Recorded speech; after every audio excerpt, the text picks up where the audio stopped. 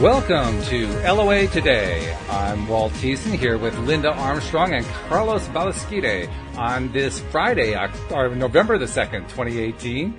It's 4 p.m. New York time. That's 1 p.m. Los Angeles time, and currently that would be 8 p.m. London time, although that will change after this weekend because we're doing our change from daylight savings to standard time over the weekend.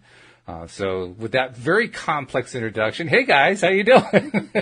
Hi. Hello. Yes, and in Indonesia, it's, no, I'm just kidding. I don't know the time zone there. Yeah, I know. You need to have your little Google to type in, what time is it in Indonesia, right? Yeah. So yeah, we could probably do all 24 time zones, but that would probably take a half an hour, so we'll skip that for now. But it's fun because not only are we broadcasting and live streaming live in the Law of Attraction Change My Life Facebook group, but we're taking on a topic, which is kind of a fun topic that, Linda, you kind of brought up indirectly last week, and we said, we should really turn that into a topic. So this week we're going to talk about this book that you mentioned by Lynne McTaggart. Here's what the book looks like, folks. It's called The Power of Eight, and it looks like it's backwards on my screen, so maybe you're seeing it backwards too. I'm not sure. It's correct. It's correct? Oh, okay. All right. Well, then that's good. But Lynne McTaggart, The Power of Eight. And I just got a copy out of the library because I wanted to get it quickly, and I spent 15 minutes leading up to the podcast reading the introduction. I have to say, Linda, it's kind of an interesting concept that you have this investigative reporter who knew next to nothing about any of this woo-woo kind of stuff and was trying to apply scientific principles to, what actually works, what doesn't work, what can we prove, what can we not prove, and so forth. And apparently produced some results that scare the daylights out of her, which is kind of cool, really, when you think about it. But The Power of Eight, tell us what you know about The Power of Eight. Well, the reason I brought up the book, I think, when we were speaking one time is because I know you like to have a little more science behind some of this stuff. Mm-hmm, sure. And so I know in her book, she does a lot of experiments. Right. Scientific experiments with people all over the globe tuning into a photograph or a video of something. It's kind of like a group prayer, but they have an intention towards whatever that thing is that they're looking at. And they're scientifically monitoring what is going on. So I don't need science because I experience this all the time. And there are many people, not just this woman who wrote this book, who speak to this, who have shown evidence of this, especially healers who work with groups. We see it all the time. So I guess mainly we want to talk about how the power of the group energy, magnifies, like exponentially. And so the healing can, I don't want to say that it's any stronger, but it really gathers up momentum with the group, right? So when you're doing these healings, and I've done group online healings, clearing limiting beliefs, patterns, programs, whatever it is that comes up before. And as a group, they really feel it for some pretty intensely. It depends on your sensitivity level. And for some who had never experienced like a feeling of energy coming through somewhere else in the world, it was like mind blowing for them because they're like, wow, I really do feel something going on here. Yeah. And apparently it was not just used for healing, was it? I mean, it was used for a variety of different things, trying to just help people achieve goals or, make changes that they wanted to make in their lives or whatever. Yeah, there have been other people who have done studies like this, and monks, and they did it through, they did it where a group of people came together and meditated on, say, the crime rate in some city somewhere, and while the group was together, the crime rate lowered. Yeah, that's been replicated a lot of times. So they've done all these kind of tests to see how it would, how it would play out, if they would have any effect. Yeah. Yeah, that's an interesting thing to compare to prayer. I think me and Walt here had mentioned that prior to you jumping on, but just anecdotally, if you listen for hundreds of years, they say things like children's prayers are the most powerful. And it's like, that makes a lot of sense if you think about it in this, way, because think about a child, they don't have those limiting beliefs. They don't know that things can't happen. Their imagination is, infinite. And so think about a group of children now manifest or just, thinking about one thought. To me, that sounds like the most powerful, group you can probably have. Yeah, probably. That's pretty cool. I want to just say something. So Carlos, you haven't really like studied all this stuff like for years, and it just kind of like came into it, right? Yeah, Energy. I it's kind of like I experience it in my life. I'm very aware of these kinds of things, and then later, somebody introduced me to a book or something that kind of reaffirms what I had already known. So yeah, that's kind of my experience with a lot. That's what I love about you, because I only know you now for two shows basically, and and you hit on things that I don't think you even realize how deep you have an understanding of it, because you have a bigger understanding than your mind can comprehend. This is what I pick up from you. And that's why you think you stumble on things or they just show up. They show up because they're supposed to, because it's part of you, because everything's a mirror. Right. No, yeah, and so your awareness is showing you these things. Really, what you said about kids, they're so pure. We come here and knowing how to manifest, without a doubt, we know the world evolves around us, which it does. Right. But we lose it as we grow older. From those people tell you to sit down and you can't do this or you can't do that or you talk too much or you need to raise your hand. All these things and they're small, subtle things, right? And they're not malicious. They come from teachers and parents, and we're just trying to all fit in this society, right? And so we want to have these rules that everybody can kind of follow. But that I think, and it has to do. I studied this and being having studied entrepreneurship also. It's very similar. It's just all these different things that you may be open to kind of close off little by little as you get older, and then some people are able to kind of break through that again.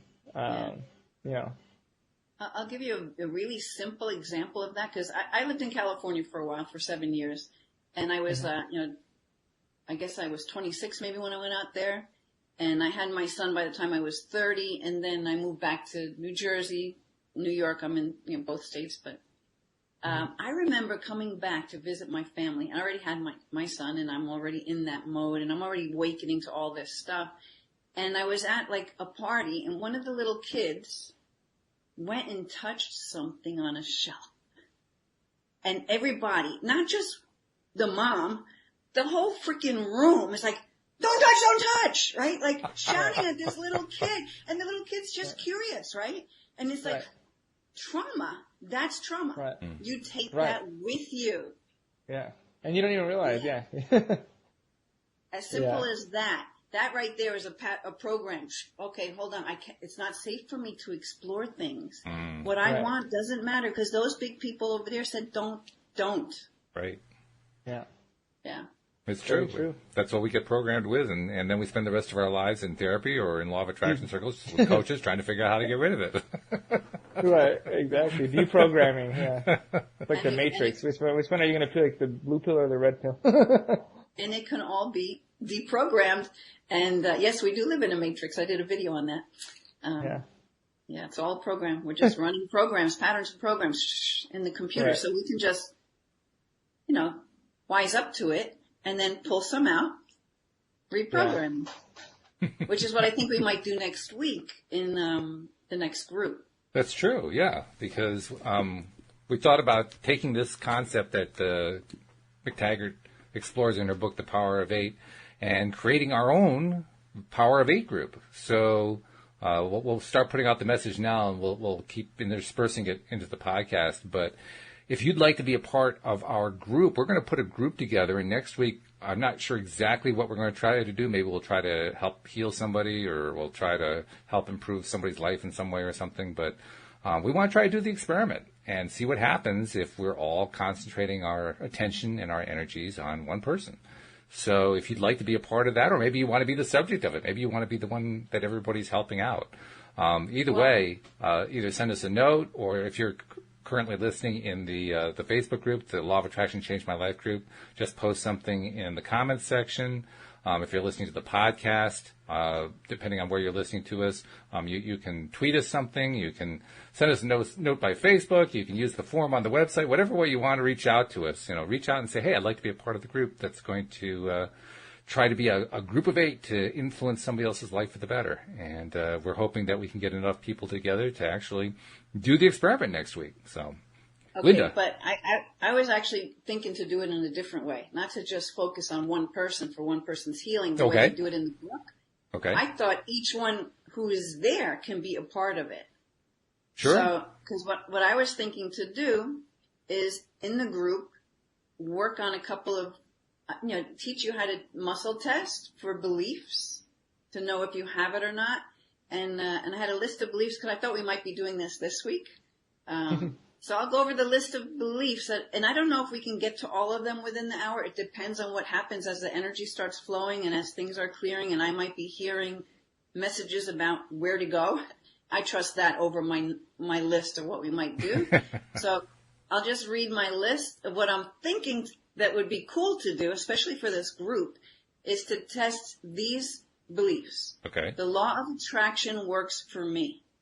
Okay. I can't tell you how many times I do that with people who actually work with law of attraction and they get no. I believe that. Actually, I do believe that. It's like the majority of people. I can't even think of whoever had a yes. So anyway, we're going to clear that. It's easy for me to manifest my desires. Yes or no? You might think one thing, but when we muscle test, your system, your body will tell you the truth. Okay, I am good enough to get what I want. I believe in myself. I believe in my abilities. I know inspiration when it comes in. I trust that I am supported by the universe. I am open to receive and I am able to receive. So I actually started with like half of those, but they kind of built into that. So that's why I don't know if we'll get to all of them, but we'll start from the top and we'll take it from there and see what happens. Yeah, that sounds great. I mean, If you're going to get a group together, you might as well try to apply the energies in a variety of different ways and see what comes up. So I like the idea of everybody in the group being both a focuser of energy and a recipient of it, and seeing how all that plays out. That's good. That gives more incentive, I think, to people to actually be involved. And I was just checking the group. We don't have anyone who's saying in the comments yes yet, but the lead administrator of the group, Jamie, has put up a great big heart, so she loves the topic. So we're on the right track here. We've pleased the lead administrator of the group. Hey, Walt, I know you mentioned the website. I think we have some new listeners. You may want to... That's a great idea. We should probably tell people how to find the website. Yes, so the website is loatoday.net.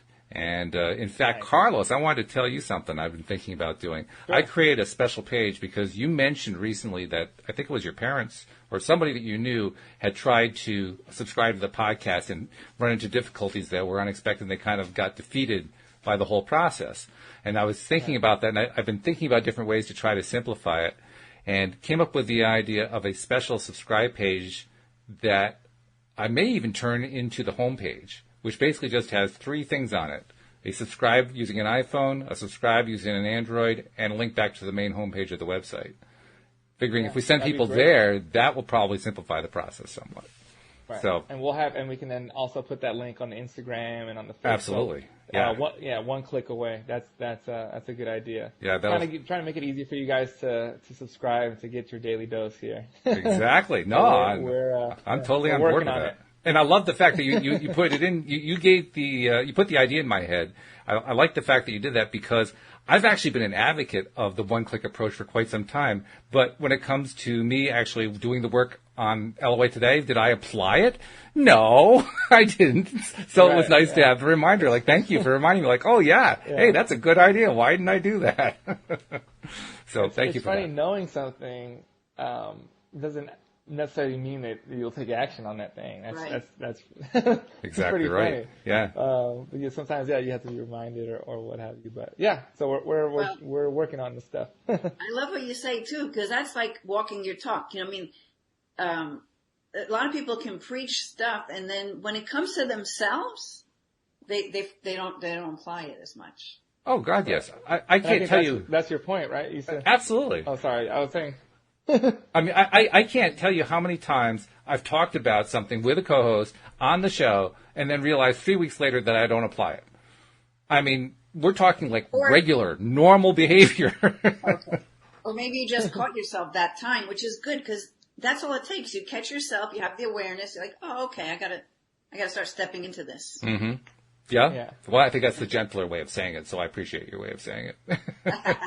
Listen, you must always talk nice to yourself because your body holds everything you say within itself. You know Masamu Emoto's study, right? Impressions in water? Yeah. Carlos? Mm-hmm. Are you familiar with that one? I'm not familiar, but... Oh, tell him about actually, it. But... Okay, so he did... I'll do the really short version of it. You can look it up on YouTube and all that. But basically, he found that water is impressionable. So he would put drops of water on like a petri dish and freeze it under a microscope. But underneath the dishes might say peace, love, joy, hate, murder, Hitler, whatever. The good words, the loving words, the water would freeze into this beautiful snowflake.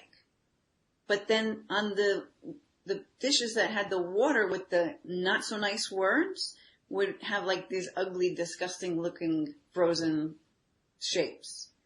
And it just goes to show the influence that it had on your body. And there's these other experiments you can do with like, he did these like 3 rice jars and you can label one with nice words, one you just ignore, and another one you put ugly stuff on, right, words. And you put it like in a neutral place, like maybe in your basement or somewhere, all in the same spot, but a little bit separated. Each day, I don't know why I'm coming up with this. I better just say it because it's coming through. You go, and I had people in my meditation groups do this, and they did it with their kids. They would go over to the jar with the rice. It's like rice and water is a mixture, and I'm sure if you watch the video, you'll find out exactly how to do it. And they would speak lovingly to that one. Then they would totally ignore this one in the middle, and then they would go and speak ugly words to the other one over there, right?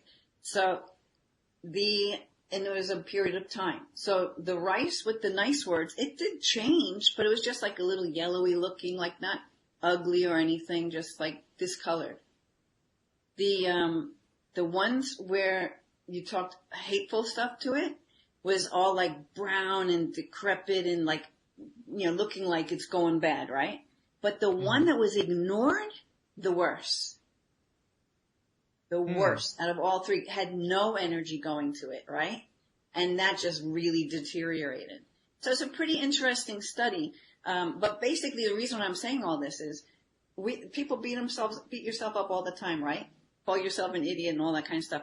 Don't do it. When you catch it, you're like, oh, you're not an idiot. All right. So you made a mistake. You can do better next time. No biggie, soften the blow. And the more, after a while, you won't even talk down to yourself anymore because you'll just grow out of the habit just by having the awareness that you do it. Because it affects you in a bad way, not in a good way. Because your cells your cells hold the programming.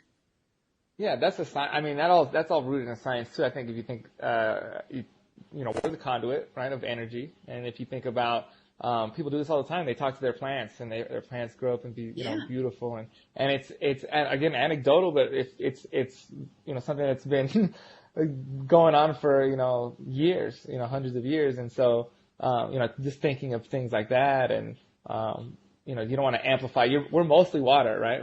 That's it. 70% water. So water. Right. So if now you're talking about an energy conduit, and you're going with negative energy. You don't want to amplify that. So that's definitely, that's a good point. Even that little tip for someone who's never heard it before could be life changing. Stop changing the way you change the story. Tell a different story. Well, I think, speaking of, Tony Robbins, I think I did the last time. Speaking of those tapes that I got when I was 12, I still, retain a lot from that. And one of the things was anchors. And you talked about trauma and things like that, where he was talking about, for for instance, let's say you were at a funeral or you had lost somebody, and every time if somebody kept coming and grabbing your shoulder, oh, it's going to be fine, it's going to be fine. So now that becomes an anchor, and years later somebody will grab your shoulder and you'll feel down, you'll feel this negativity, and you don't know why. Right. And it's these anchors, and so a lot of times, we have to break those anchors as well, and sometimes that negativity is or that, going to that place is part of an anchor, and so sometimes we have to break that, and we can create new anchors, Next time that happens, we have an automatic positive thought instead of an automatic negative thought. Yeah. By the way, we have two comments so far to share. One, Satvir just saying hello. So hello, Satvir. And Harley said, just to the point you guys were raising, that is so important to remember. Speak encouraging words, but too often it is easy to speak bad words about ourselves. So yeah. Harley's totally on board with what you guys are saying. And I am too. I appreciate, Linda, that you gave me that nice, gentle way out. So thank you for that. I was just going to, I don't know, Carlos, if you caught the name of that researcher over in Japan who did those experiments with the water that got frozen. Oh, yeah, it was Quasimodo? No, I didn't. No, it was something Moto, right? You're I close. think Walt set you up for that one. You're close. You're very close, actually. His last name is Emoto.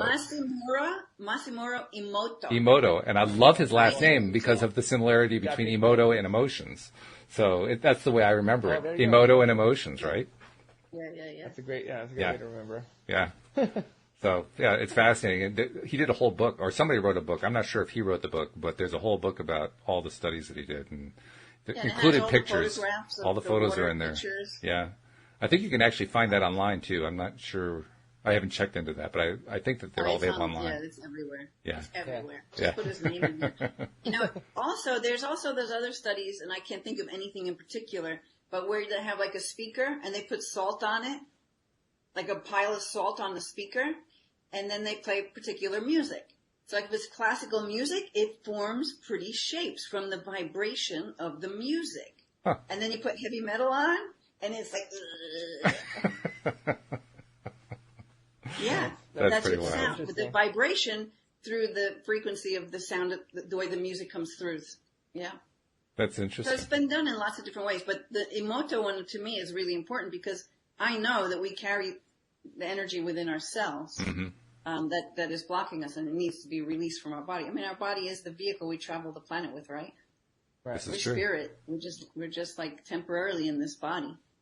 Now, Linda, you're all about energy. You're an energy life coach. You everything that you do is involved in energy, and you mentioned how you have not specifically done a lot of study of McTaggart's work, but you're just familiar with it because of your own work. So I'm curious to know, have you ever done anything similar to what she's done where you did groups of people focused on particular tasks all together to see what the result would be? Or have you done anything similar like that in your work? Not in the way she speaks about it in the book, but in group, yeah. When I have a group come together, and maybe I'm doing group healing for whatever's coming up with the group, because a group never there's no coincidence that the three of us are somehow on this show.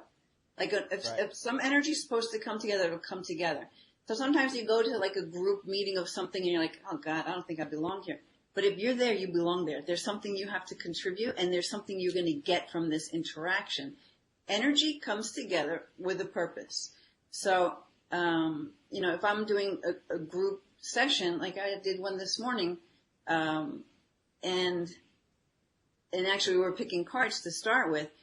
From that, we started digging into some things that were going on in one person's life, which actually other people had a part of something like that happening as well.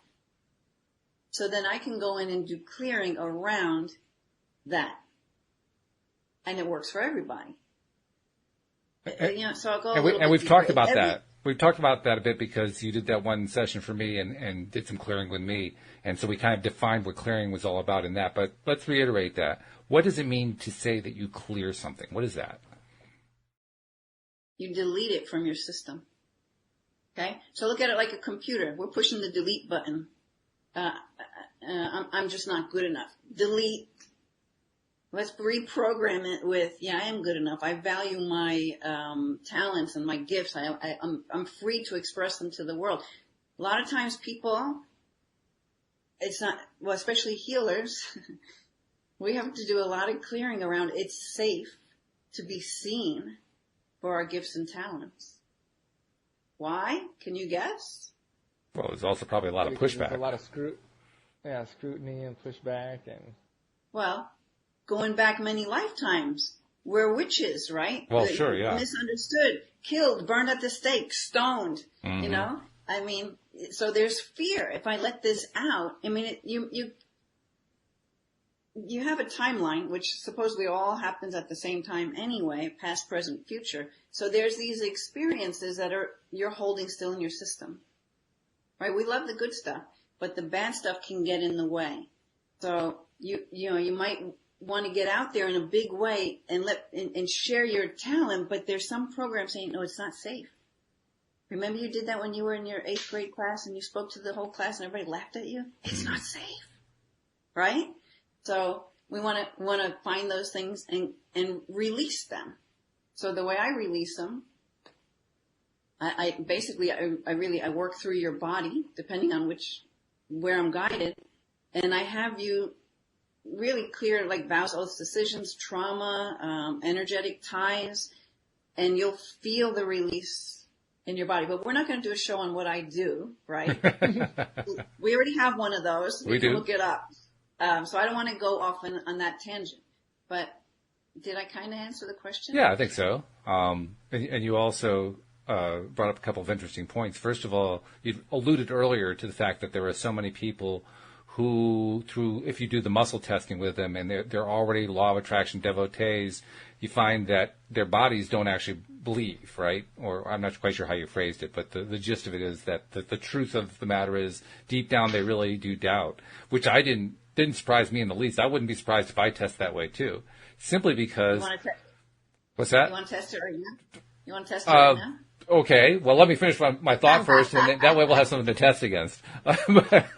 But just because there are so many stories of people who try to manifest things and they don't manifest, and it creates doubt, and it creates concern, and it creates it's doubt. It's just I just doubt that it's going to happen. So to me, it's not surprising at all. There are going to be so many people who deep down are not going to completely believe. It makes total sense to me. But sure, coach me through a test. Let's find out. I just want to say the tricky thing about that is, because I know there's some things that I've been wanting to manifest and that haven't come yet, and I know how to manifest. So you're like, well, then you can get into all that heavy energy about, wow, why isn't this happening, and like wreck your brain. Sometimes it's just not meant to happen yet. Mm-hmm. Right. There's this thing about divine planning and divine timing, you know. There's something else better coming through. So, that's a little bit of a tricky road, but we want to hold the belief. We don't want to hold the belief that it doesn't work, because it works all the time. We want it to work when we're in the positive mode, and because it's working when we're, no matter what. I can't speak for any slippery slope. It's working. Well, sometimes it's not no. Sometimes it's not right now. You know what I mean? I think that. Well, yeah. Right? Is that kind of... No, I know. But that's individual. That's for individual things you're working on. But if you do have this belief that it doesn't work for you, it's going to make it much harder. Right. Yeah. No, absolutely. Yeah. I think sometimes even, and I don't know if this is, but sometimes I feel like I have complete belief, and then other times, so it's a spectrum. It's not always that I'm here.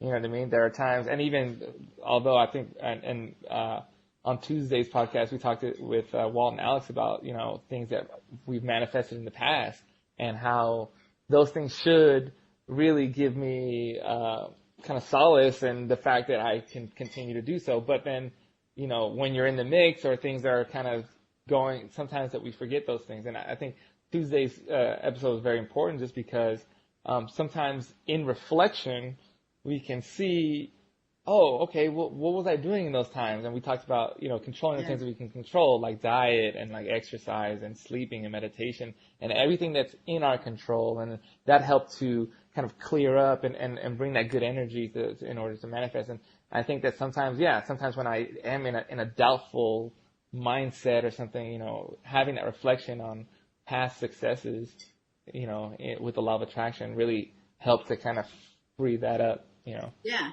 So then you can soften and say, hey, I've manifested before. I can manifest again. All right. Yeah. I share something. I think that's what I was trying to allude to. We all are. I don't think anybody just comes in and just black and white. All of a sudden, I'm a total believer. I think we all kind of evolve into it. So any given person at any given time is going to have some degree of belief in it, some degree of doubt, and overall, I think people who study it and work with it and practice it and try things out evolve more and more to the point where the belief gets stronger, the doubt gets weaker. I don't know if it ever gets to the point where the belief is 100%, but that's what I tend to see happening. I see people growing their belief over time. This is why I like what I do, because we can just reprogram it. Just cut right to it. It's working, it's not working, it's working, it's not working. If you want, if you know, we want to really just hold it and like, okay, I got that one. Mm-hmm. Right. Then you can maybe trust more in looking for the gifts in whatever struggle might be coming up as you're going towards this, where, you know, maybe it's supposed to be a little bit off to the right and that perfect thing is right there. You know what I mean? Yeah, I think sometimes trust. too, It comes down to trust and just, you know, believing that, for me, it's God, guides, and spirit are assisting you in all of this. Right. Yeah, I think sometimes, and you know, speaking on that same thing, I think sometimes when we ask for something from the universe or we ask for a blessing, sometimes we expect it to be very easy, you know, and sometimes what we ask for comes with discomfort. You know what I mean? And I don't know, you know, we can kind of go away from what we ask for just because of that discomfort. So, for instance, like, you know, pivoting to a whole new career path, right? And you start to get to where you're sacrificing, and maybe money's tight, or maybe things aren't kind of, and those are the discomforts that you have to go through. There's no escaping that. You're not going to manifest overnight, or you might, but you know, that's you have to be pretty powerful to do that. But you know, the universe is giving you what you want, you know, in those struggles and in that path. But sometimes we're like, oh, well, this is uncomfortable, and we kind of run back to what we're comfortable with. Like, oh, well, maybe I should just go back to whatever this was, you know. And I try to stay cognizant of that as well. That's when you just have to drop back into your heart and like, okay, why did I make this choice? Mm-hmm. Can you unmake it? I doubt it. You want to do this thing. Right. You probably can't walk away from it. Right. So that's what. No, yeah, I think that. Yeah, you have a good point there. Where I think that's where it switches. So you go from your heart to your head, and that's where that starts to happen. But you're right. If you drop back into your heart, and I think that's really important. It's like, oh man, like, yeah, what's the underlying under all of this? Like, what is it that we started this whole thing for? Or what is it that I want as my outcome? And I think that, you know, again, a lot of self-reflection. And you figure it out. Okay, yeah. You realign with you know, the feeling or the where your heart is. Right. I like how you said align with the feeling, because I say if it's for you, I'm sure what drives you in that is that the people who are watching you are getting an escape or whatever. They're going to be in that energy, in that high vibration while they're watching your show. Right. And that's what lights you up, most likely, right? I mean, there's a lot that goes into it with my personality, and I think a lot of it is I like to be liked. If we're being very self-critical and very, you know, honest. But yeah, ultimately, I like bringing that kind of energy into people's lives. Like, even if it's, you know, telling jokes in, you know, a small group, and people are, you know, rolling on the floor laughing. I you know, hit them while they're down. I just keep going until you know, somebody pees their pants or they can't anymore. You know, it's an addiction almost at that point. It's I get a little fix and then But what are you addicted I have to? To have that. I want you to find what you're addicted to. Right. It's not you're addicted to them liking you, is it? Or are you addicted to the result that they're getting? That feeds you. I haven't really explored that that deeply, to be honest. Yeah. Yeah. For me, I know what feeds me is that energy. When it's flowing through, I'm like high. And I know that the people I'm working with are feeling that too. And I want them to feel that like all the time, which of course we can't do that. But you know, that's what drives me is helping people to get to have that. Right. I get it too. I think, I mean, even looking back at my life, I've always been the person that I feel responsible for other people's good time. You know what I mean? Like if I go to a party or if I go, like it's kind of, not that I think about that like every day or anything like that, but it's just like a common, you know, I'm there and that's my role that I've always played. And that's something that, you know, gives me a lot of joy. So, I challenge you to look at yourself as a healer. Huh. Because when you're doing that and you're bringing that energy, that's a high vibration, the result of what you're doing. That's healing. I mean, there have been people who have healed cancer by watching funny movies over and over and over and over and over and over again because they brought themselves in that high vibration. In fact, that's how I kind of help myself grieve through my sister passing, by watching things that will lift me into this higher energy when I'm feeling so low. No, it's funny you say that too, because I had a conversation with a friend of mine the other day, and we kind of talked about our roles in kind of our friendships and our relationships with family and all these things. And you know, I did notice that it's like a lot of, you know, people coming to me for those kinds of vibrations or for help and for, I seem to be that central thing. But then it also came where it's like, hey, sometimes you have to, you know, give to yourself too and ask for help, because, you know, I think that sometimes we a lot of us, you know, want to give, and then you look at your own situation and it's like, oh, okay, you know, you need some help too, and I think that's where I'm really working on that as a thing that I, you know, challenge or something I want to work on is just being able to ask for help and not being bashful about it. I think that everybody needs help, right? And oh my God. We can't really go through these things alone. And speaking of the power of 8, right? Oh my God, people, yes. You know, behind you, just that's that energy. It's there for you when you may not have it yourself. And so sometimes I see where I kind of lack, and it's like I look around for help, and it's like, you know, my family and really those are the things that kind of build me up, you know.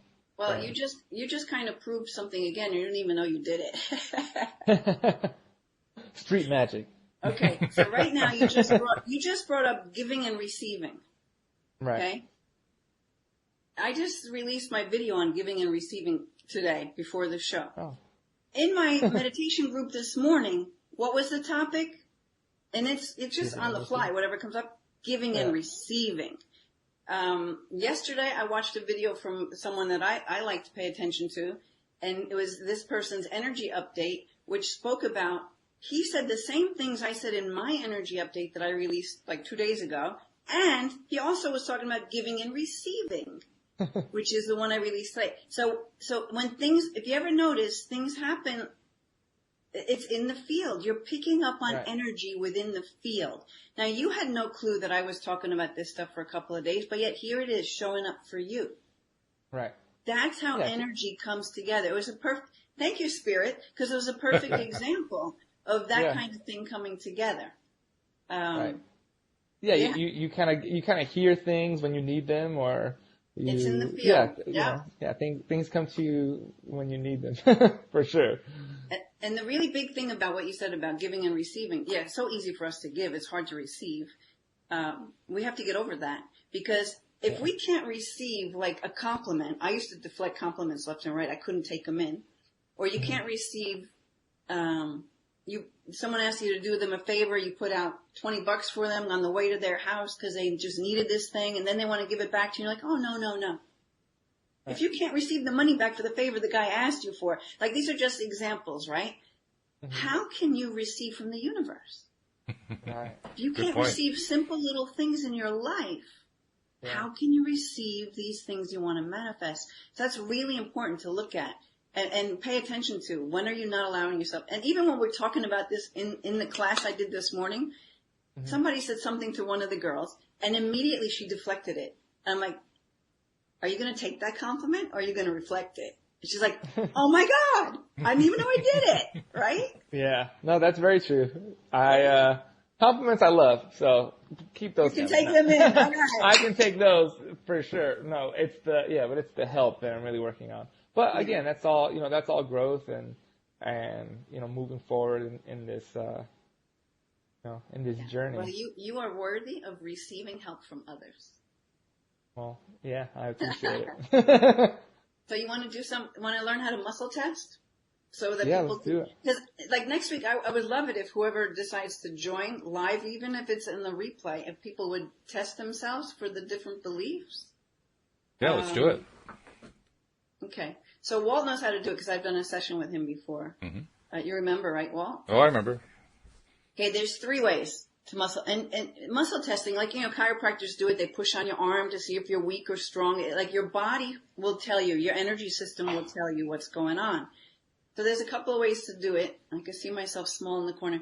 Okay, so you make a loop, right? 2 loops. And one stays closed and one goes into the other. So decide which hand, like I'm going to hold my one hand tight and this one's going to be the one that I pull with. Okay, so you want to hold it tight but not too tight. Now we're going to see how this works with you guys. In fact, for men, I usually like to go to the pinky. Okay, it's a little weaker, right? So holding this tight and pulling and you're going to close your eyes. You're going to say yes and hold your fingers tight and see if you can keep from pulling your fingers out. So eyes closed, say yes. Yes. Yes. Okay, Carlos lost it. You okay? So I try. Use this. Go back to this finger. You got to get the feeling from it. It takes a few times. So hold tight. Okay. So just do it right now. Can you hold tight so you don't pull it through without killing it? Okay. Yeah. So holding it tight, eyes closed, say yes. Yes. And pull. Yeah, don't jerky pull it. Just pull it. Yes. Okay. Yes. Now say hold it tight and now say no. And pull. See if you can pull. No. And pull. Yeah, there it is. Okay, could you feel a difference? Yeah. Carlos? I think so. I think the no was easier than the yes. The other way to do it is, again, to hold tight and take 2 fingers. Where's the camera? Like a pry bar. So you're going to put your 2 fingers through. So I would hold tight and I would say yes. And I'm trying, but I can't break it. Or I could say no. And then I could break it. Yes is strong. No, I can break. So say yes, say it out loud. And then say no and break. No. Yeah. You could so break no it. Broke through. Yeah. Okay, good. Yes so now to double test. And the third way to do it, we won't do it now, is you stand up and you just center yourself and you close your eyes. You say yes. And normally a yes, people just kind of move forward. Then you center yourself and you say no, and normally a no goes back. Now I've had people who go sideways a little bit, but I would test a bunch of different ways. If it's always consistent, we know, okay, that person goes sideways, but normally it's forward and back. If you're ever not sure with the fingers, that's my fail safe. I'll just stand up, center myself, and I'm like, I'll say the phrase, the belief or whatever, and close my eyes and I'll see which way, yes or no. Okay, so being that you can do the pry bar, okay, do it again. That's probably the easiest one for me. Okay, and Walt, do whatever you like. Okay, so close your eyes now. So Carlos, you're going to say my name is Carlos. Walt, you're going to say my name is Walt. Okay. And then see if you can break it. My name is Walt. My name is Carlos. Is it tight? Yeah. Okay, so now say my name is Joe. My name is Joe. My name is Joe. Oops, and there it goes. That was really weird. Oh, that was very odd. Yeah, sorry. I didn't it broke, right? Okay. It's funny too. Carlos, even when I say the thing that isn't true, I find myself trying to hold it, just try to keep it. I can't keep it. And it doesn't. Yeah. So you're wearing your New York hat today, but you're living in California, right? Yep. Yeah. Okay. And you're in Connecticut. So say I live in California. You know. I live in Connecticut. I live in Connecticut. That's true. Is it tight? Okay, so both of you could say I live in no, don't say New York for Carlos because you did. Say I live in Ohio. I live in Ohio. Yeah, that's slipping right out. Did you get a no? Yeah. Yeah. Okay. Oh, sorry. Right. I'm not even putting it to the camera so the viewers can see. That's okay, as long as you know. Yeah. Yeah, so it might help the viewers to see that too. So now I want you both to close your eyes, get yourself ready, okay? And you're both going to say, I am a healer. I am a healer. Healer. See if you can break it. Ooh, I'm sliding. You got a no? I'm sliding a little bit. You both got a no? Yeah. Okay. Both, yeah. Okay, so say it this way. Do it again. And say, hold tight, say, I have been a healer. I have been a healer. Oh, that's a yes. That's holding better, yeah. Yeah, okay. Because I know that you both have been healers. Oh, okay. Yeah. But you can go in and out of that too, right? Like if I check in 2 months, you can probably... Yeah, because you're not right now a healer, so you don't have the belief that you are a healer, because you might be thinking only this timeline, right?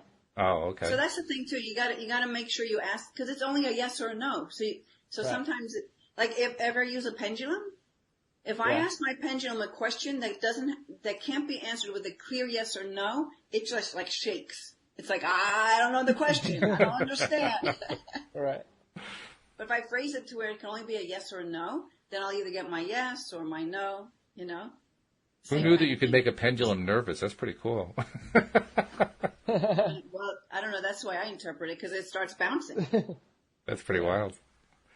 Yeah. Hey, Linda, I want to ask you, I didn't want to interrupt with this, and I want to continue with this, but I've got this question that's been hanging on for quite some time I wanted to ask. Back when we were talking more about the power of 8 and announcing that, inviting people, and by the way, if you haven't volunteered, you want to volunteer, type something into the comments or send them a message or whatever, by all means do that, because we do want to get a group together for next Friday. But you'd mentioned, when I talked about how in the power of 8, they get a group of 7 or 8 people together, and the concentrated effort, they all concentrate their energy in order to heal somebody or produce some sort of result. And you mentioned kind of in passing that you don't think it requires a group. You think an individual could be just as powerful as a group. I wanted you to elaborate on that a little bit, because that kind of goes against the grain of what most people would think. If you have more people together, it's going to be more powerful. But you're saying no. I'd like to know more about that. You know what? If you just you're not... When I do healings, I'm not the one doing the healing. I'm channeling the healing. So an individual can channel that healing just as well as a group can channel that healing, in my opinion. But being that we are human, it's just that when a bunch of people are all channeling that energy together, it just magnifies. So it feels maybe like it has more potential, but I don't think you need that. Oh, I think see. If someone really fully believes they're holding that God energy coming through them, who's more powerful? Okay, I get it now. I get what you're saying. Yeah, what about, I have a question, because we talk about limiting beliefs. Like, what if you're in a group and there are limiting beliefs in that group? Is the group kind of overcoming those as a group? Is that why maybe it's better as a group? Because you're saying somebody that has that belief. But what if it's a bunch of people that have half belief? Would that be better in a group than maybe solo? Well, some will have the belief and some won't have the belief. That needs to be flipped, at least when I'm working in a group. But always with every belief, I also do downloads will come to me. And so if you had the belief that law of attraction works for me and the test as a no, then probably I'll be doing some downloads of would you like to know what it feels like to know that law of attraction is always working for you? Because if you don't know what that feels like, if your body doesn't know how to hold that, then it needs to be downloaded with how to hold that. So energy, and it's not me, I'm just gonna channel whatever wants to come through, will be given to you. So it can enhance what you already know by getting maybe pieces that you don't have. But there was another part to your question. I forgot how you said that I wanted to address. Well, just kind of like, is that why maybe, being in a group is more powerful, because now you have the power of the group that will maybe overcome some individuals' limiting beliefs. Does that make sense? Yeah, I think that it's just a bigger support group, more people holding the energy together, which is kind of magnifying it. Right. So instead of one person channeling this energy, it's now coming through all of them at the same time. So it just magnifies. It makes it go to more exponential levels, I suppose. Right. But I think what I was trying to say for Walt is, I think one person can be just as effective. Don't know that anybody believes that they can or not. I don't know. But why not? Anything's possible. The other part of this whole thing is that everything's a mirror. Whatever you're experiencing is somehow running, you have a program somehow and running within you to allow it to experience in front of you. Even if you're not directly involved, but it's happening, it's in your awareness, it's within you too. Because the outer reflects the inner always. So I like, there's a teacher of Ho'oponopono, Dr. Hugh Lynn, and he phrases something really great. You know what he says that helps me to anyway totally get it? Because you ever notice a problem or see a problem? You're always there. You're there. Otherwise you'd know nothing about it, right? If it comes into your awareness and you're there, it's a part of you. So it's a program. He calls it data. Like for me, it's subconscious programming. It's all something within us. So just like the Matrix, they plug right. in through the movie. Well, who's to say that this isn't that? Yeah, to some degree.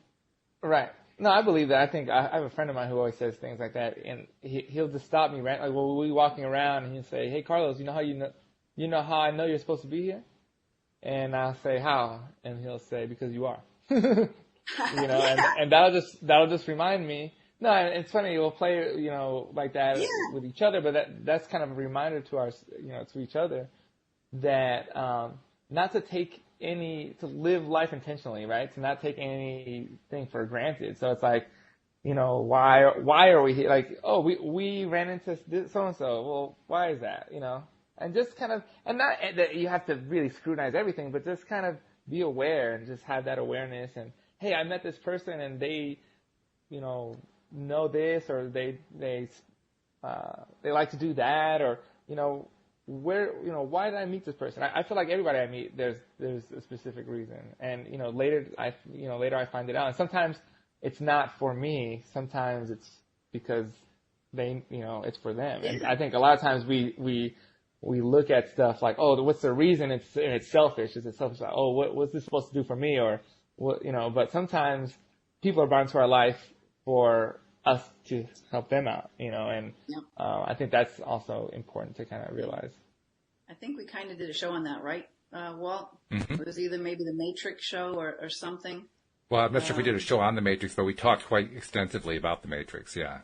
Yeah, or just how everything's a reflection, right? Mm-hmm. Right. Mm-hmm. Yeah. If it's, no matter what it is, like, I don't want to go into that again, but I gave the example of my husband's like, yeah, that guy cut me off. He's an asshole. I'm not an asshole. I'm considerate. But there's a program that it wouldn't have shown up if there isn't something of that somewhere within you. So maybe is it coming up so you can release it and heal right. it? It's you can get really deep with this stuff. But and now he gets it. And he understands that. But like when I first was trying to explain that to him like a couple of years ago, he's like, I'm not buying it. I'm sorry. You can tell me this other stuff, but I'm not taking that one in. No, it's true though, because, it's just how you react to stuff. Like, I've had times where I had a coworker be super rude to me or something. And I could, again, the reflection, if I had that energy in my heart to, attack back and say something negative, then that's something, because that's a reflection of what I'm holding in, right? But I think, in reacting, you find a way. It's like, well, I would always think, I wonder what they're going through. You know what I mean? Like, well, hey, they're being super rude. I wonder what's happening with them. You know what I mean? Like, I wonder what's going on with them, because I don't think that people are explicitly rude in general. Just had, but so that's kind of the thought that I gave him. But that's just because of the place where I was at, right? And so that's very. I mean, very telling. I have to say, I'm an Italian girl. I don't look Italian because I'm very fair, but I am. And from New York, New Jersey area. So, I mean, I used to hunt them down. I'd follow my car in the parking lot and I'd box them in. I mean, I was stupid in the way that like a road rage kind of a thing, right? Yeah. Now I'm like the opposite side, like you just said. I'm like, you know what? That it could be a young kid just learning to drive. It could be some old lady who's not so with it anymore. It could be that they've got a kid bleeding in the car and they're going, we don't know what's going on for them and why they're acting that way. So what I do immediately now is I just send them love. Instead of hunting them down and wanting to like really knock them out, I'm like sending them love. It's like, and people who knew me then, like even my son, he's like, I can't believe it.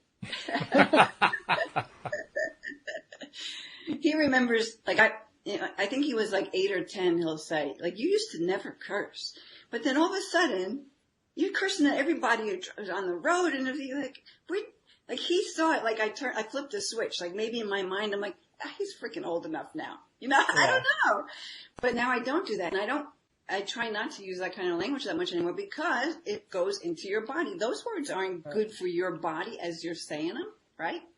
Right. They feel good though sometimes when you say them. Well, they feel. I'm not sure they feel good. They feel better than what you felt. That I could buy into, but they don't necessarily feel good. Sometimes a little rant really lets you let some energy out, and you're like, okay, I feel better now. But meanwhile, those words do impress into your energy, right? Yeah, I challenge people, instead of getting road rage, what me and my good friend JJ do when we're driving around is we just start telling jokes. See, there's the healer again. Right. Oh, I got to cut you off. Oh, well, look at his car. Look at the car he's driving. Oh, look at he has this, or look at his license plate, or we just started telling jokes and try to get out of that energy. Perfect. Yeah. By the way, road rage. Road rage is dangerous, very, very, very dangerous. Yeah, it's stupid. You mentioned a moment ago about how the energy of just if somebody's in your life that's supposed to be in your life, that kind of thing. I've been experiencing that directly in the way that I've been realigning the co-hosts in the podcast, particularly since Wendy Dillard decided to go off on her own and brought Carlos and Alex and some others in. And when it came to Fridays, I knew I wanted to get a third person in, both with you and with Tom in the morning. And I wasn't really sure who to bring in where, but I just kind of went with what made sense to me at the moment, which was to have Carlos come in the afternoon, probably because he's on the West Coast and morning show wouldn't work or something like that, and to have Alex come in the morning. And both have worked out impeccably. Absolutely beautifully. I mean, you took completely to Carlos. You're telling him how he gets all this stuff, and you're giving him all this advice. I mean, the two of you have this big dynamic going on. The same thing happened this morning with Alex and Tom, who are, in many ways, very, very different people. But the two of them together, I mean, Tom was laying out the subject, and Alex was like totally engaged and engrossed in what he's talking about and so forth. I'm thinking, wow, this couldn't have worked out better. Yeah, now, did I intend that? I didn't intend that. I was just kind of going with what seemed right, but it all just fit. Don't you talk. did. Yeah, no you more did. talking. You intended the result. You tapped into your psychic abilities. Well, yes. I'm telling you, Walt. You just knew. It just was there for you. Mm-hmm. Well, I think the bigger point is like you manifest what you're experiencing, what you're seeing is the how it's being created, right? And so, the what is, hey, I want 10,000 followers. I really want this to, be successful. I want to, all the things that you've kind of goaled in your mind and that you're trying to manifest. I feel like, and now you're seeing those pieces start to drop in place. I talked about this again on Tuesday when I got this job and all these things started to fall in place. And that's kind of, I would say, what you're experiencing is like, hey, this worked out because it's supposed to work out, right? All these things are kind of moving you towards that ultimate thing that you want. Yeah, and you just knew, and you were tapped in to the guidance that's coming through you, which is the spirit helpers we have. They're there. Right. So you were open to receive. Mm-hmm. No, I buy it. I think it's true. You don't have to be aware of it. Like, it's not like a mechanic where like, ooh, I'm receiving a message from spirit right now, and this is what I'm going to put into my life. No, we just live life. Thank goodness, because I can't do that yet. I haven't got that part down yet. But I agree. That's exactly what was happening. You just did it. I was going with impulse. Well, you just did it. See, yeah, so that's something that sometimes I think about it too much, but I see it, so it's very hard for me not to.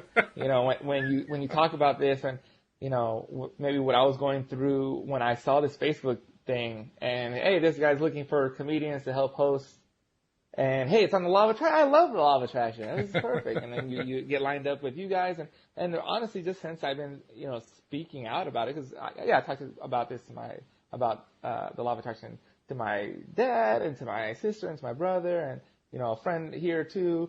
But I don't talk about it that often. And now just being in this environment and now just seeing the benefit of that directly in my life already, and it's just, so yeah, it's exactly as it should be. So could you do, I don't know how you do your comedy, but can you do comedy and add that to it, and you're like the aware comic, it brings in all this. I probably could, yeah. I have to.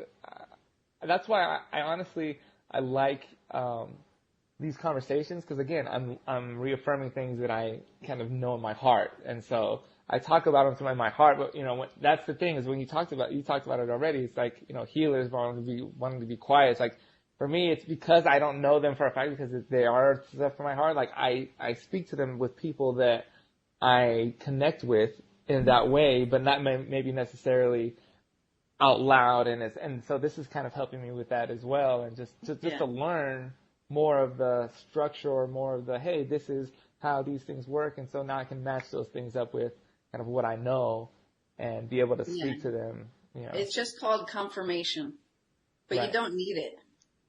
You like right. it. Yeah. You don't need it. So just trust yourself.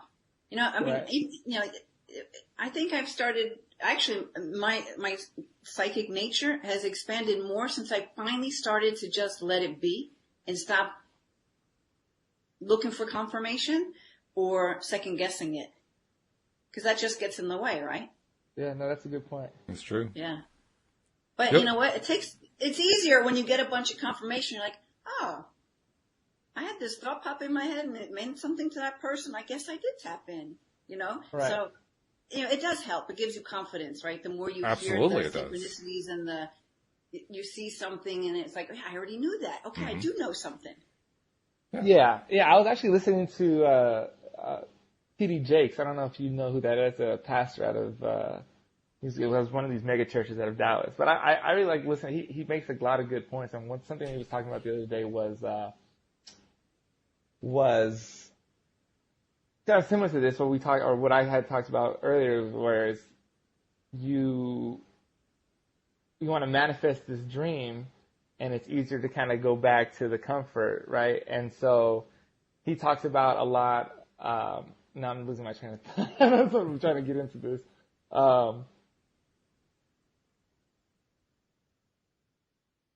It's about manifesting. Oh, it left me. We were talking I about apologize. That's okay. We were talking about needing confirmation or looking for confirmation. It just helps you have the more confidence that this is right, or I did know this. Right. And then he basically just talks about it's easy to make a decision for what your heart is telling you or what you feel God is telling you in your heart when you're not hungry, like you're not going through something, right? But it's when you're running out of money and you have your car's got repossessed and it's like all these things. It's like, well, that's really a time when you're tested. Is like, are you going to now, divert from your path because of this hunger of this need, or are you going to trust? And it's like, that's an immense amount of trust. And that really is like the, a lot of times we have those times in our life. It's where it's like you have to jump, or you kind of, you take those steps back and you take the stairs. So, So I mean, that's for me something that I've been kind of focused on as well. Yeah, me too. Trying to make decisions with the heart instead of, necessarily with the head. I mean, obviously there's things that you have to be logical about and take care of. But that you do have this support out there. I mean, I couldn't even say right. the word God until a few years ago because I was right. like forced to religion, and I pushed it away. Now right. I know it in a whole different way. And I think for me, I've had a bunch of challenges just so that I can actually really finally know and allow that support to come through. And you got to just give it up. You know, you got to just right. trust. Yeah. Right. That's hard. You got to just take that leap and let go of all the things you think you could do. Because sometimes those things, it's just resistance. You're just making it hard. Right. Right. Yep. Just pushing it. Well, I've been letting this go even though we're about 5 minutes over because that was a great segment. I didn't want to interrupt that one. But I do want to get in a couple of notes. First of all, if you weren't here for the beginning of the podcast, we are inviting people to volunteer if you're interested in doing. We're going to do a little experiment in next week's show at this time. We're going to do like a group of a Power of 8 group, although we're going to modify it along the ways that Linda was describing. Linda, why don't you kind of like reiterate what you had in mind so that people know what they'd be volunteering for? Well, instead of like focusing on one thing or one person to send healing to, which we can all do, and that's, I mean, even those Facebook prayers, people say send prayers, that's group energy coming together for that person who's needing that prayer. But what I thought would be great to do is just test a bunch of different beliefs, and you can test them like we were doing earlier with muscle testing, so you know if you have it or not. And then I'll do a bunch of clearing. Then you can retest them at the end, see if they flipped.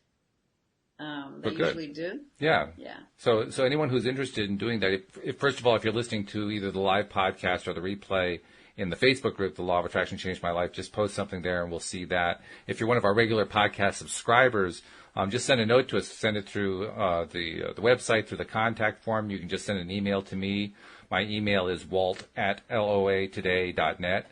Send us a tweet. Send us a Facebook message of some kind. Send us a messenger message, Instagram, whatever you want. And just let us know that you'd like to be a part of it. And then we'll make sure to invite you and tell you how you can become directly involved in what we're doing. So that'll be about this book, The Power of 8. That's what we're really drawing it from. And we're going to take it to like a new dimension for next week. So something to look forward to. And that's it. Oh, also, I want to make sure, I don't know if I said it earlier, but if you're not yet a subscriber, become a subscriber. The instructions are in the descriptions that show up all over the place for where we're putting up this podcast. And we're also going to switch things around to make it easier on the homepage of the website. So you can just go to loatoday.net and you'll have subscribe buttons right there.